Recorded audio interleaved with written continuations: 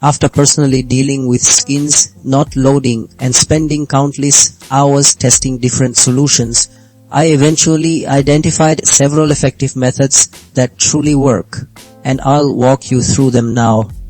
First, verifying game files is crucial because corrupted or missing game data can prevent your custom skins from appearing correctly.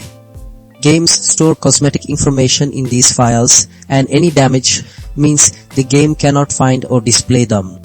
Next, clearing your game's cache often solves display issues. The cache holds temporary data to speed up loading, but if this data becomes outdated or corrupted, it can cause a glitch where your skins won't load, making the game show default items instead. This video will show you how to fix skins not loading and stuck showing default cosmetics. Updating your graphics drivers is also very important.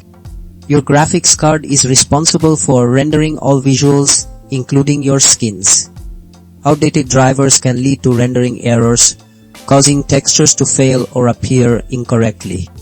Finally, sometimes your firewall or antivirus software might be blocking game assets from downloading or loading properly. These security programs can sometimes mistake game files for threats, silently stopping them from working as intended, leading to the default look.